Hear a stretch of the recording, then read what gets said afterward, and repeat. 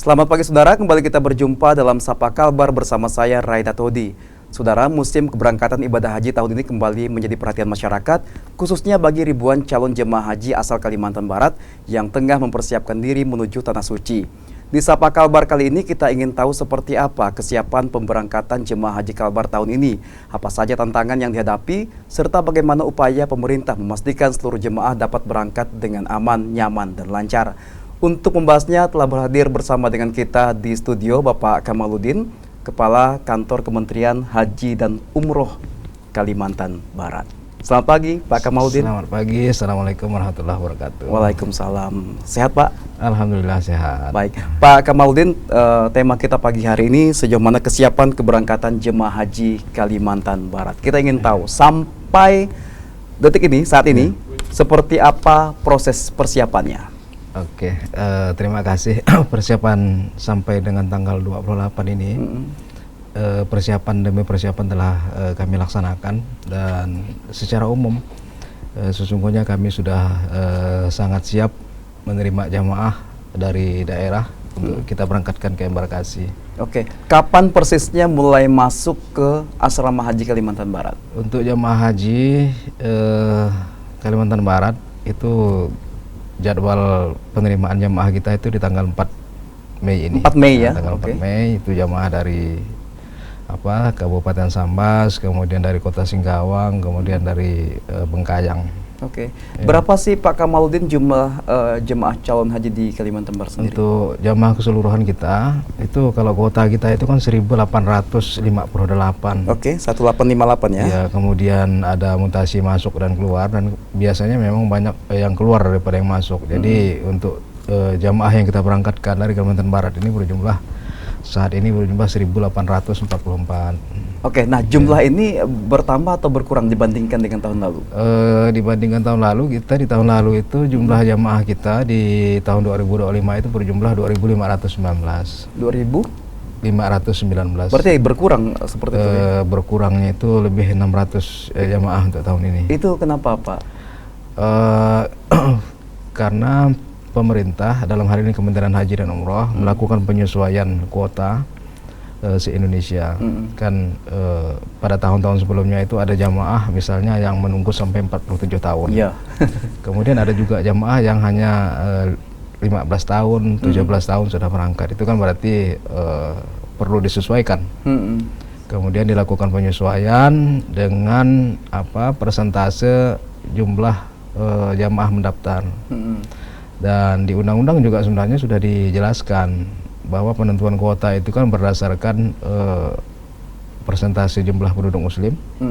Kemudian yang kedua berdasarkan waiting list atau daftar tunggu. Oke. Jadi tahun ini Kementerian Haji itu menghitung kuota itu berdasarkan waiting list. Oke. Waiting list. Oke. Nah, untuk dari 14 kabupaten kota di Kalimantan Barat ini daerah mana yang paling banyak mengirimkan jemaahnya? Tahun ini jamaah yang paling banyak itu dari Kota Pontianak. Dari Kota Pontianak itu 1.508 jamaah. Yang sebelumnya angkanya paling berkisar 580 sampai 600. Iya. Ini ada penambahan juga berarti. Jadi Pontianak. hampir 200% ya. Hampir 200%. 200% Kota Pontianak. Oke, ini kenapa sih Pak Kota Pontianak akhirnya jadi yang terbanyak? Kita di samping pemerintah menerapkan kuota perhitungan kuota nasional, kemudian ditentukan kuota provinsi. Di tahun sebelumnya itu kan ada 10 provinsi yang menggunakan penghitungannya melalui kota kabupaten. Nah, itu termasuk Kalimantan Barat, Sulawesi Selatan, Jawa Barat, Maluku Utara, itu ada 10 provinsi termasuk Jambi, yang memang terasa sekali ketimpangan ketika dilakukan penyesuaian, ada banyak ketimpangan jumlah jemaah. Kita termasuk Kalimantan Barat yang mengalami itu. Oke. Jadi sementara di provinsi-provinsi lain itu menggunakan kota provinsi, kita menggunakan kota kabupaten. Nah, itu yang akhirnya jamaah Kota Pontianak banyak, kemudian ada kabupaten yang malah hanya 2 kan gitu. Nah, bagaimana untuk jemaah tertua dan termuda? Sudah terpantau ini Pak? Sudah terpantau. Kemarin informasi terakhir dari siskuat kita itu jamaah yang paling tua itu kan 89 tahun. 89 tahun ya. Kemudian yang termuda itu 13 tahun. 13 tahun. Itu pengganti orang tuanya. Oke, ini ada perlakuan khusus untuk jamaah yang tertua dengan yang termuda ini sendiri? Kebetulan tagline kita itu kan jamaah ramah lansia, disabilitas dan perempuan kan. Untuk yang termuda tidak ada layanan khusus kan, tapi kalau yang tua ini kita prioritaskan.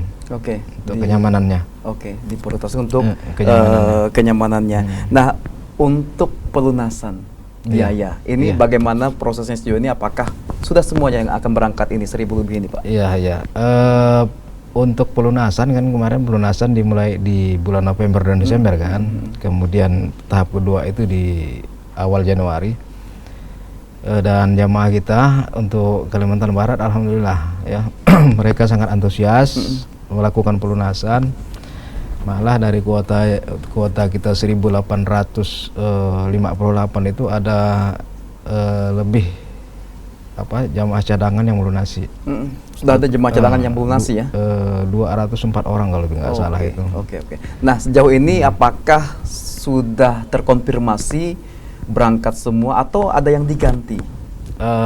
Sampai hari ini untuk jamaah kita informasi terakhir yang kami dapat kemarin ada jamaah satu meninggal dari Sanggau. Oke, dari Sanggau meninggal. Itu sudah kita ganti dengan jamaah yang baru, kemudian visanya pun sudah keluar. Kemudian kemarin juga ada yang stroke. Kemudian hari ini kita masih proses pembatalan visanya untuk kita ganti dengan jamaah yang cadangan. Cadangannya sudah siap juga ya? Cadangan sudah siap. Jadi kuota tetap jamaah tetap 1844. Kemudian masih ada kita punya jamaah cadangan itu 200-an yang sudah melunasi. Oke, Pak Kamaludin, apa saja yang dipersiapkan sejauh ini oleh Kementerian Haji dan Umroh untuk kesiapan keberangkatan ini sendiri? Manasik haji khususnya sudah berapa kali dilakukan sehingga mereka benar-benar siap nanti ketika beribadah?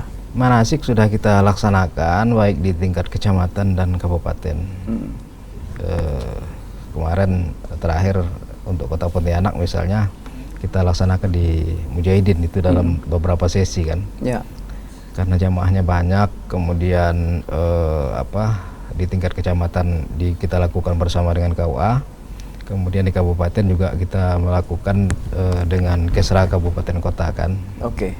Jadi saya pikir terkait dengan bimbingan manasik jamaah kita sudah kita lakukan. Bukan hanya itu, jamaah juga mengikuti bimbingan manasik itu dari KBIAHU, kelompok bimbingan manasik haji dan umroh. Kemudian saya berikan contoh seperti KBIHU Muhammadiyah misalnya. Itu mereka malah sudah 18 kali melakukan bimbingan manasik. Ya. Jadi memang di samping manasik yang kita lakukan, jamaah juga melakukan manasik secara mandiri maupun berkelompok ya. Oke, baik, nanti Pak Kamaludin kita akan lanjutkan seperti apa layanan yang diberikan dan juga tantangannya tahun ini, karena sempat dipertanyakan beberapa waktu lalu ada konflik di Timur Tengah yang dikhawatirkan bisa berdampak pada ibadah haji, namun tetap berangkat akhirnya Indonesia. Baik, dan saudara, Sapa Kalbar masih akan kembali usai jeda, tetaplah bersama kami.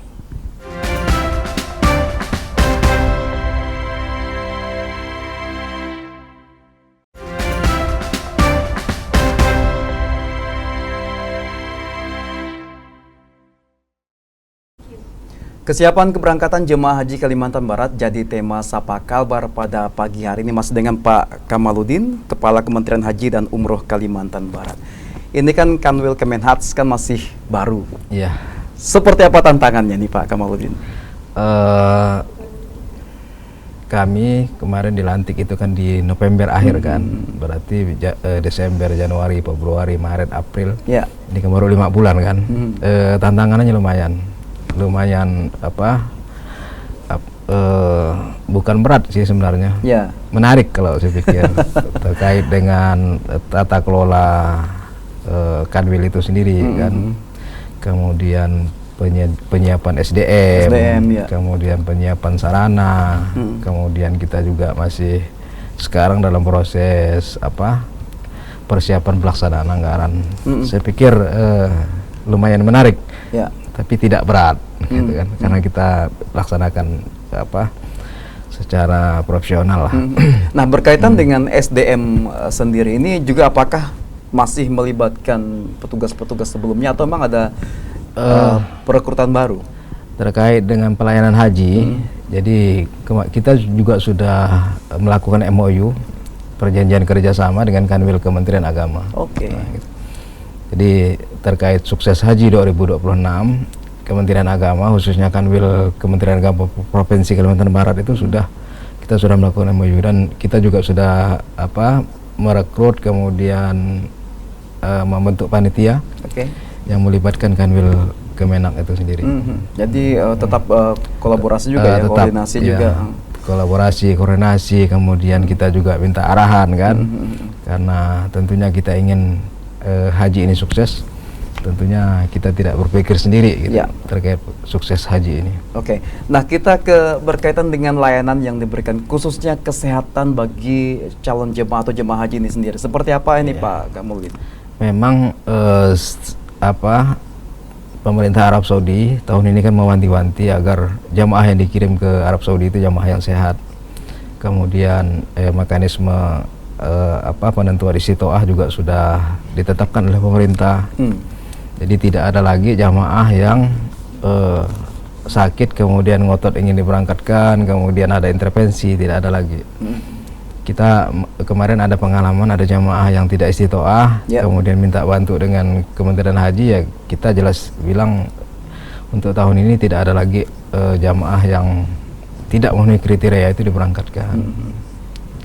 Jadi mereka minta, Pak ini tolong, tapi itu kan tanggung jawab profesi dokter kan, jadi dokter tidak bisa kita intervensi untuk yang tidak istiqoah menjadi istiqoah. Oke. Nah, di beberapa daerah lain Pak, ini rata-rata permasalahan kesehatan yang dialami ada hipertensi, diabetes dan lain sebagainya. Ini juga apakah ini juga menjadi perhatian dari Kemenak Kalbar? Sama, kita melalui Kementerian Dinas Kesehatan Provinsi ya tentunya, karena ini kan di ranah dinas kesehatan. Jadi Dinas Kesehatan Provinsi kita juga sudah melakukan koordinasi dan terkait dengan jamaah-jamaah yang itu namanya istiqoah dengan pendampingan, bisa dengan pendampingan orang, kemudian ada juga dengan pendampingan obat kan gitu. Jadi jamaah-jamaah yang hipertensi segala macam itu demensia termasuk Pak ya? Itu sudah dipersiapkan.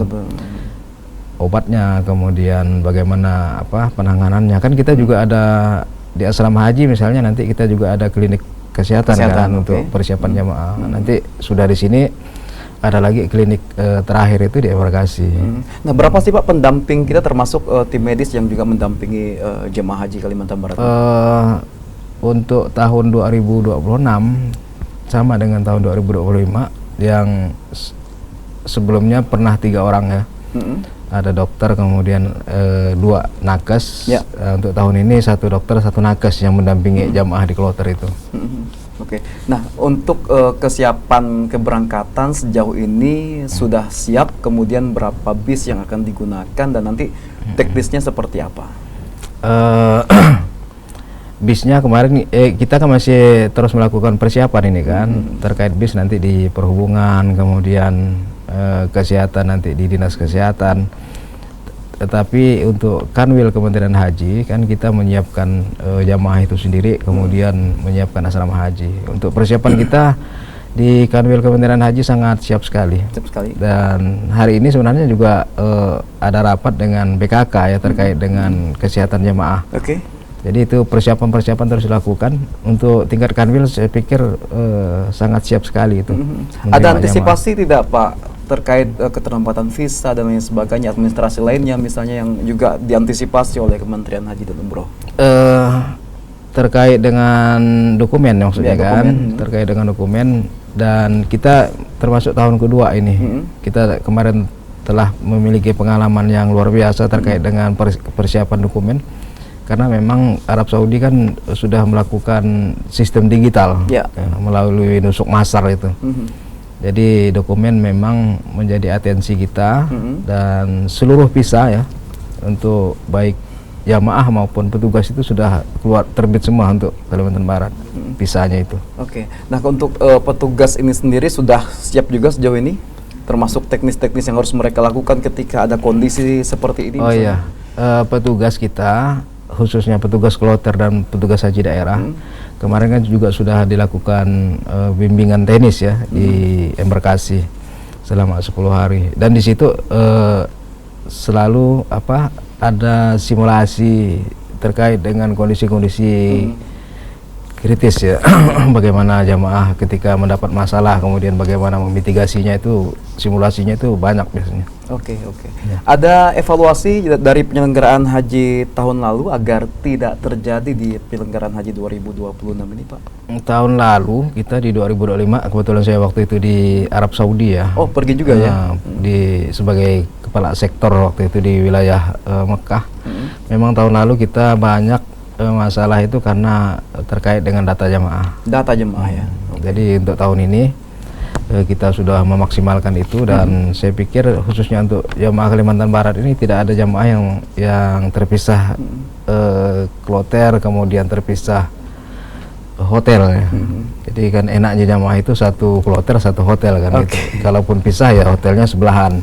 Nah ini nanti kita akan lanjutkan apa saja yang harus dipatuhi oleh jemaah ketika berada di Tanah Suci. Nanti Pak Kamal dijawab di segmen selanjutnya. Sapa Kabar masih akan kembali, tetaplah bersama kami.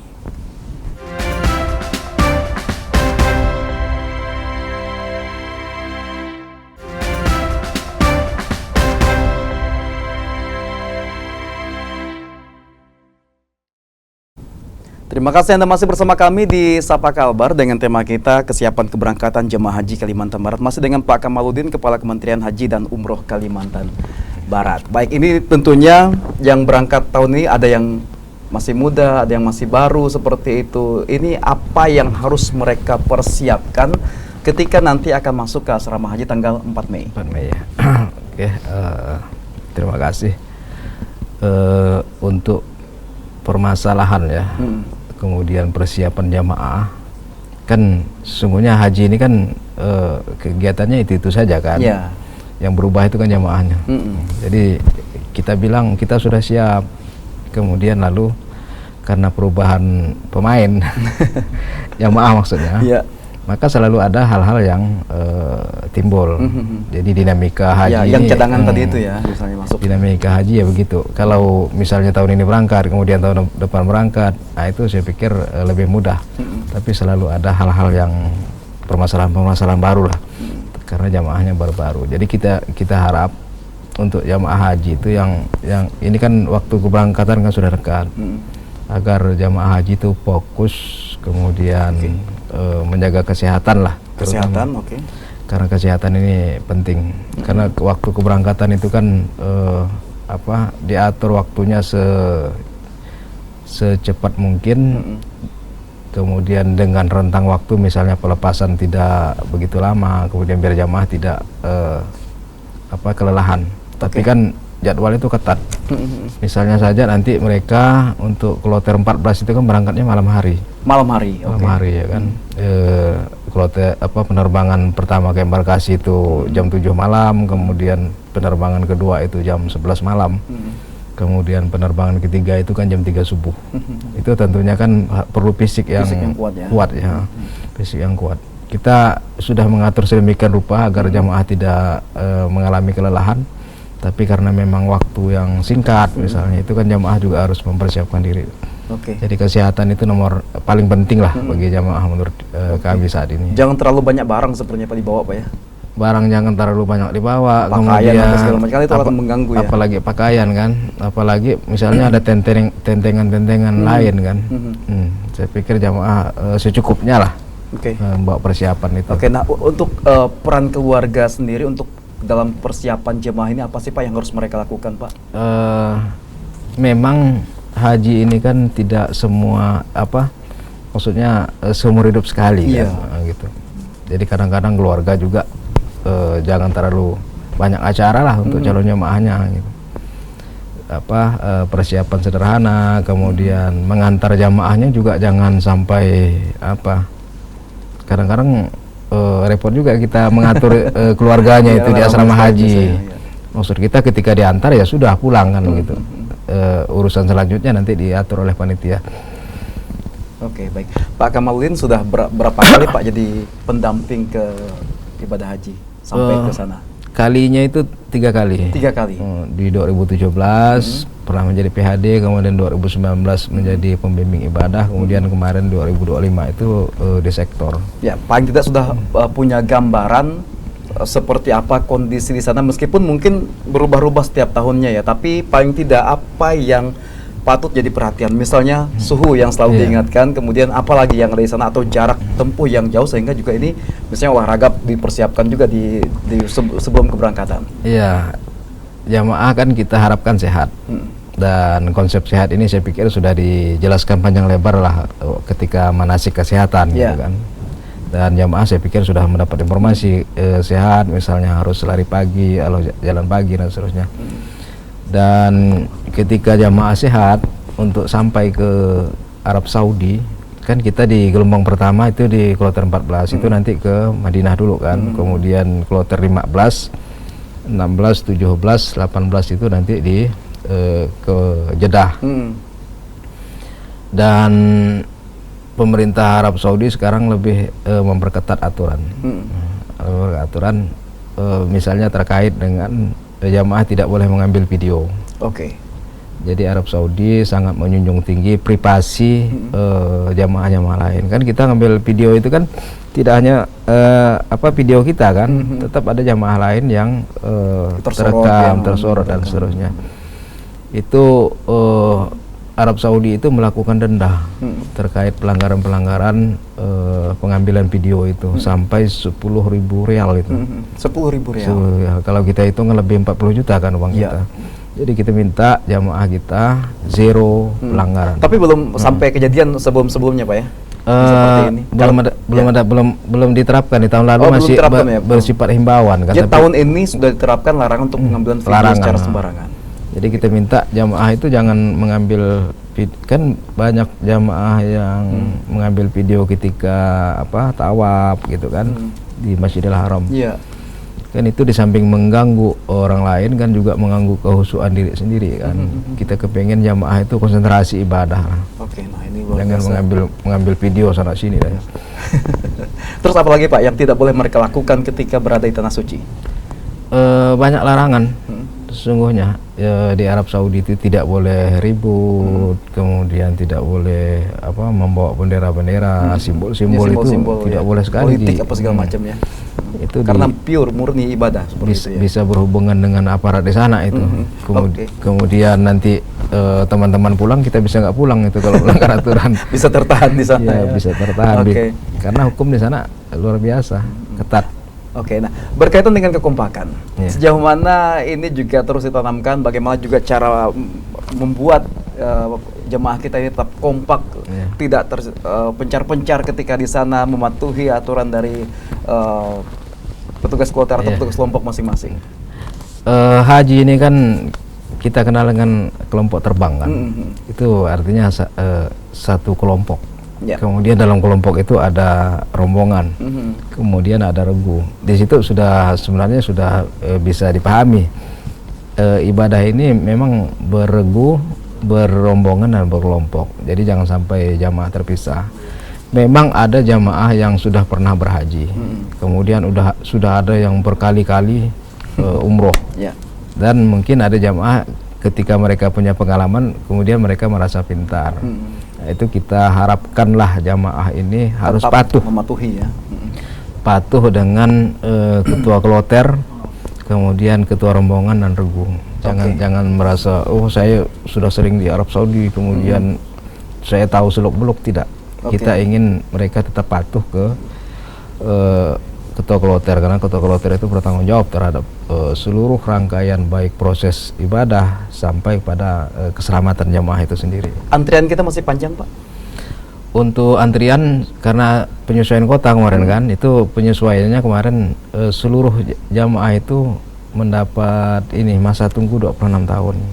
26 tahun. Luar biasa. Baik, Pak Kamaludin, kita sudah di akhir perbincangan kita pagi hari ini. Apa pesan yang ingin disampaikan kepada jemaah yang akan berangkat, kemudian kepada calon jemaah yang masuk masa antrean? Untuk jamaah itu sendiri, karena waktu sudah dekat tadi kan, ini waktunya sudah tinggal seminggu. Jadi tetap tadi saya sampaikan tetap fokus jaga kesehatan, kemudian selesaikan seluruh urusan yang ada di tanah air. Misalnya kalau punya utang dibayar gitu kan. Ataupun persiapan barang-barang yang harus dibawa sudah boleh dilengkapi, dan barangnya juga harus secukupnya. Jangan sampai berlebihan. Kemudian tetap mempelajari rangkaian perjalanan ya. Kapan berangkat, kemudian kapan melakukan ibadah di sana, kemudian kapan Arafah, itu harus juga dipahami oleh jamaah. Dan untuk jamaah yang menunggu ya, dan kita berharap sesungguhnya Arab Saudi itu menambah kuota haji, Pak. Karena memang antrian ini kan bisa selesai dengan penambahan kuota kan gitu.